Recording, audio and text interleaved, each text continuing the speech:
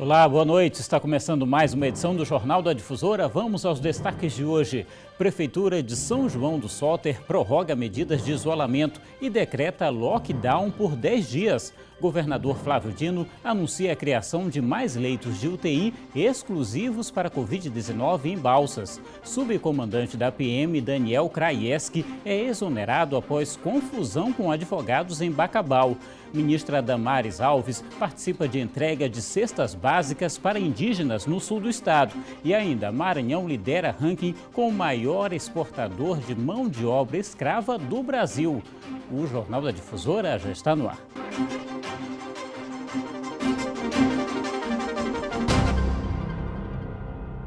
Mais um município do Maranhão decretou lockdown. Por 10 dias, ficam suspensas em São João do Soter as atividades religiosas, esportivas e educacionais.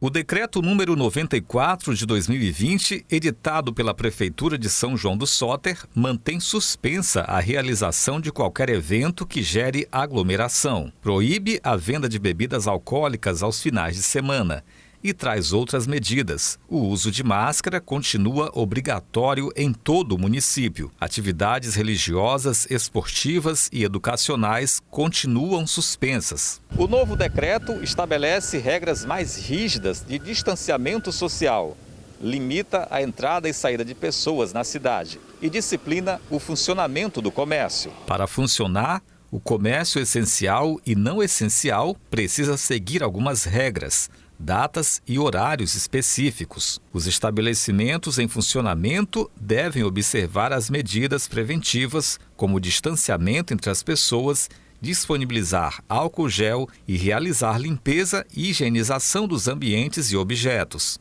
Então, dessa forma, a gente pensou em fazer o lockdown na sede. Chamamos nossos comerciantes, que são nossos parceiros, para pensarmos junto o que seríamos viável fazer de uma forma que eles também pudessem contribuir conosco. A Secretaria Municipal de Segurança e outros órgãos do município farão a fiscalização, com apoio da Polícia Militar. Nós estamos bloqueando os 4 principais acessos, que dá acesso a Codó, Caxias, Senador Alexandre de Costa e a BR-226.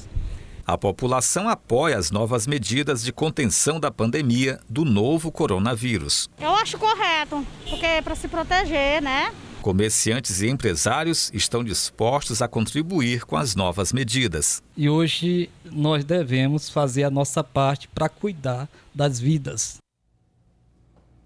É um lockdown adaptado, né? E ontem a gente divulgou que Lagoa do Mato tinha registrado o primeiro caso de Covid-19. Isso com base no boletim da Secretaria de Estado da Saúde. Hoje, a própria SES informou que, na revisão dos dados, em razão do domicílio do paciente, o caso de Lagoa do Mato foi remanejado para São Luís. Então, o município continua sendo o único sem confirmação oficial da doença, o que foi confirmado também pela Prefeitura de Lagoa do Mato. E o governador Flávio Dino voltou a falar hoje sobre a situação da Covid-19 no estado.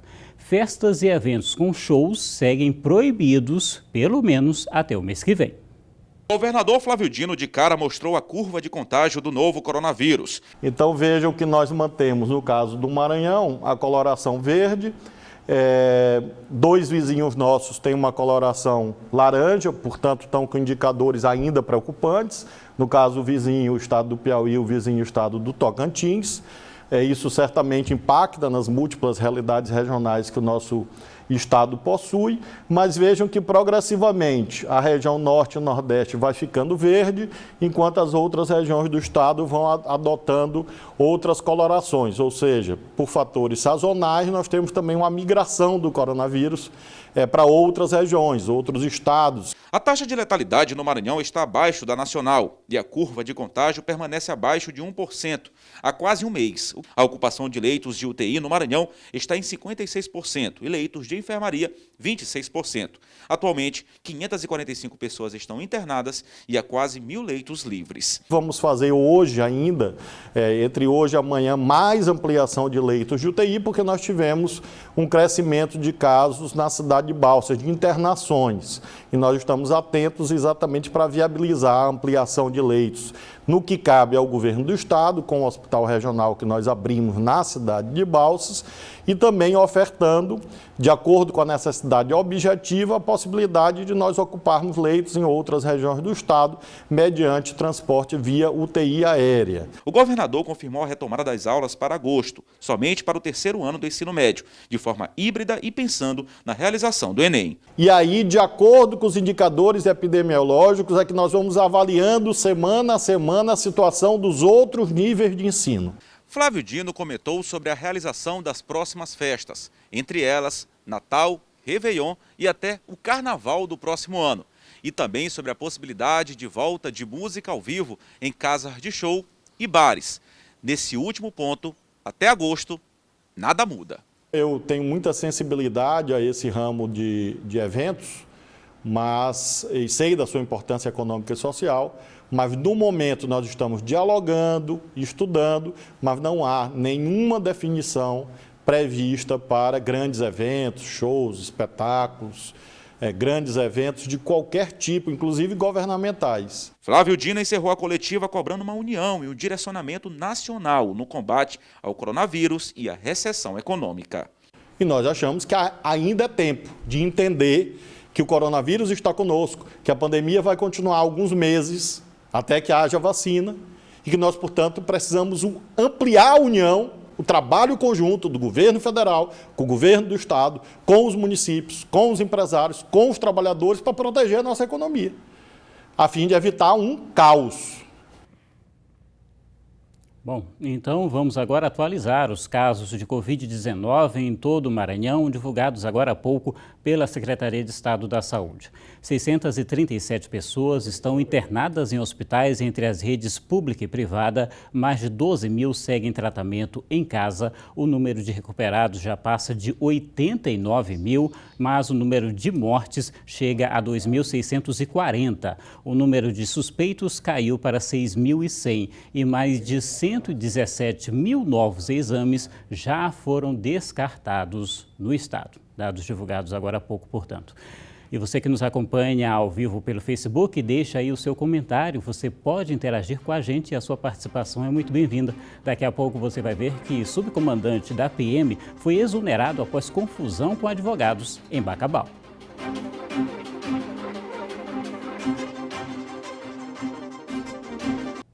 Já estamos de volta com o Jornal da Difusora e foi exonerado do cargo de subcomandante da PM de Bacabal, o major que se envolveu em uma confusão com 2 advogados após um acidente de trânsito.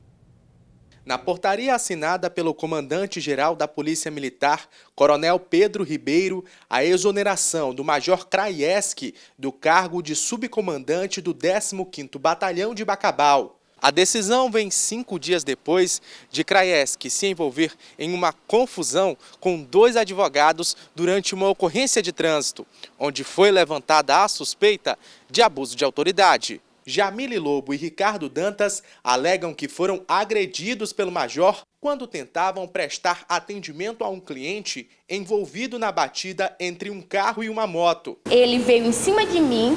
Ele, com toda a força que ele tinha, inclusive minha unha quebrou na raiz, ele agarrou a minha mão, ele tomou o meu celular com toda a brutalidade e fez o seguinte movimento. Com licença aqui. E a gente sempre orientou a ele que ele mantesse a calma, que ficasse calmo, que a gente ia acompanhar ele até a delegacia. Foi quando esse major Daniel Kraieski, ele, em alto e bom som, me indagou o que eu estaria fazendo ali. Nesse momento eu me identifiquei, disse que era advogado, que ia acompanhar ele até o trâmite final.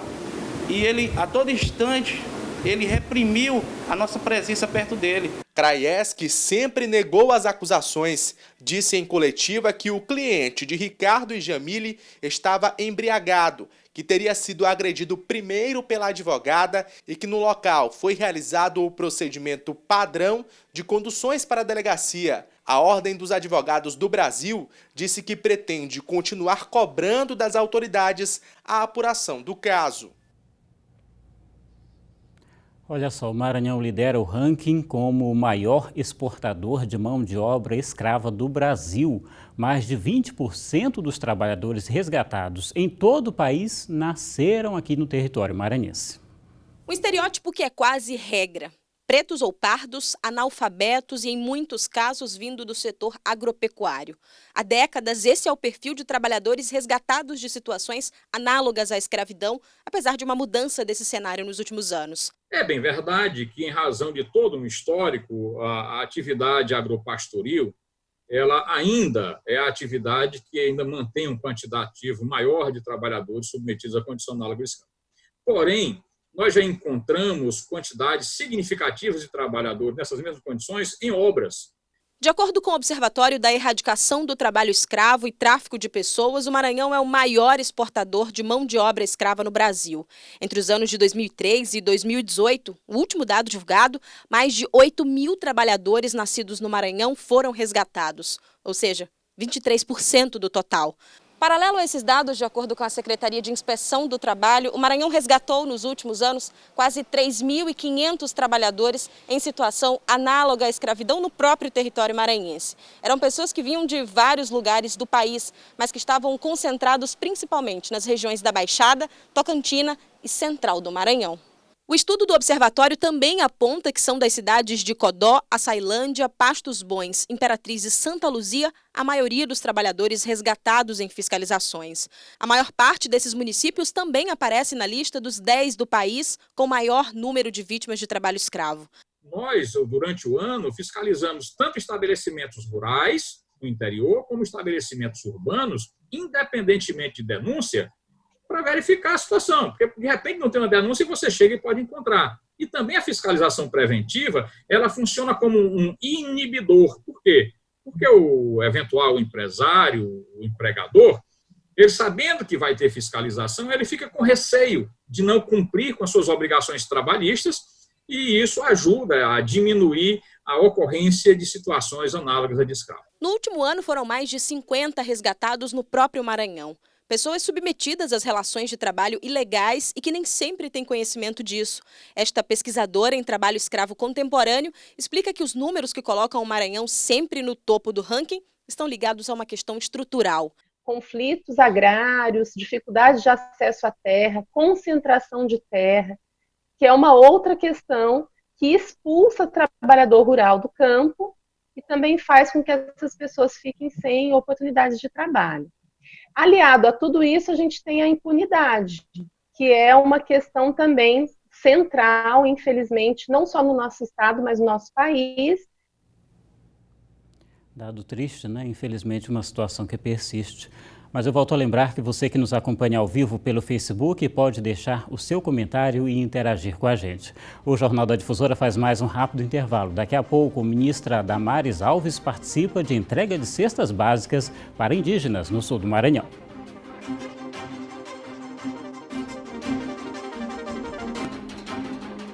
Estamos de volta e a ministra Damares Alves esteve hoje no Maranhão. Ela participou da entrega de cestas básicas para 12 comunidades indígenas na cidade de Imperatriz.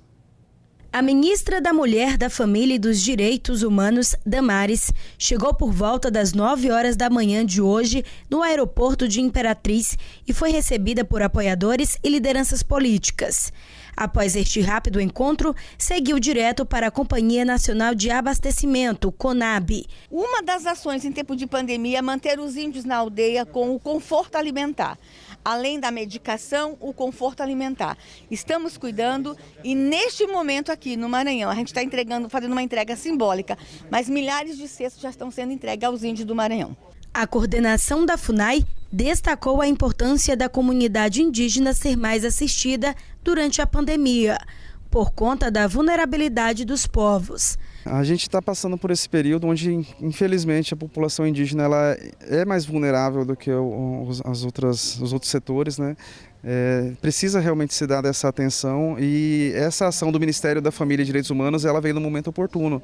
Nós somos uma população no Estado brasileiro mais vulneráveis a essa crise, porque nós não temos estrutura, nós não temos um atendimento médico de qualidade. Após essa primeira ação, a ministra seguiu cumprindo sua agenda aqui em Imperatriz e se reuniu com os conselheiros tutelares. Em entrevista, a ministra ressaltou a importância de investimentos para o combate à violência contra crianças e adolescentes. Nós estamos hoje aqui para ouvir a necessidade dos conselhos.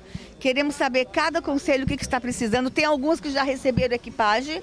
Vamos fazer uma avaliação hoje daqueles que vão precisar receber e aqueles que ainda não receberam. Durante a tarde, a ministra da Família e Direitos Humanos conversou ainda com a Associação dos Pescadores, quebradeiras de coco da região e lideranças evangélicas, fechando a agenda de compromissos aqui em Imperatriz. Oportunidade que a gente apresenta os problemas e tenta trazer o máximo de ações aqui para a nossa região. Essa ação agora dela, direcionada aos indígenas, né, que são bem presentes na nossa região, mas vai acabar atingindo todos nós.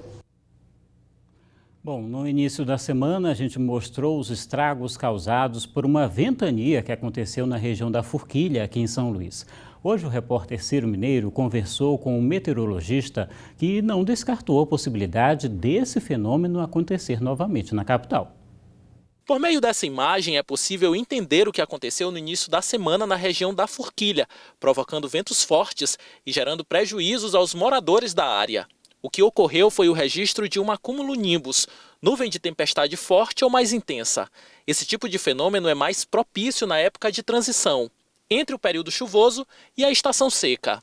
A combinação da umidade que vem do oceano e o aumento gradual das temperaturas é muito mais frequente nesse período, o que favorece para a formação desse fenômeno, que não é um ciclone como muitos pensam. Meteorologistas o classificam como ventania.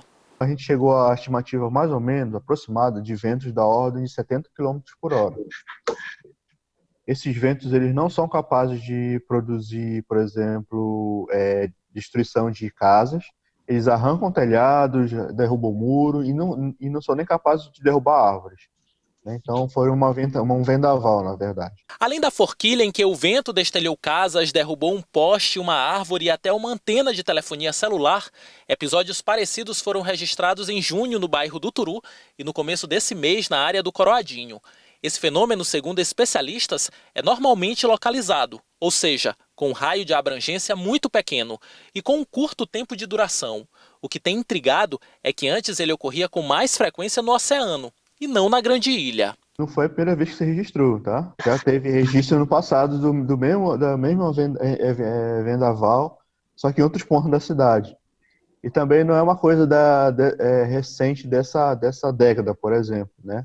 Eu, por exemplo, já sofri com o mesmo fenômeno na década de 80 lá em Belém. Então, é uma coisa que acontece praticamente em todas as regiões do mundo. Esse meteorologista não descarta a possibilidade desse fenômeno acontecer novamente nos próximos dias. Por conta justamente da formação, agora a gente está no período de transição, pela formação de um outro sistema meteorológico que a gente está observando, né, que está acontecendo praticamente em todo o litoral norte do Maranhão, que são as de instabilidade, que é um fenômeno típico da época. É típico, mas que assusta e o prejuízo também vem. As reportagens dessa edição você pode rever no portal MA10. E para acessar, basta acionar a câmera do seu celular e apontar para o QR Code que aparece aqui na sua tela. Vá lá também nas nossas redes sociais da TV Difusora e interaja com a gente. Faça como o Carlos Lima, o Nélio Carvalho e o Horécio Santos, que nos acompanham ao vivo pelo Facebook. O Jornal da Difusora fica por aqui com imagens ao vivo da Ponte Bandeira Tribuse aqui em São Luís. Obrigado pela sua audiência, pela companhia, uma boa noite e até amanhã.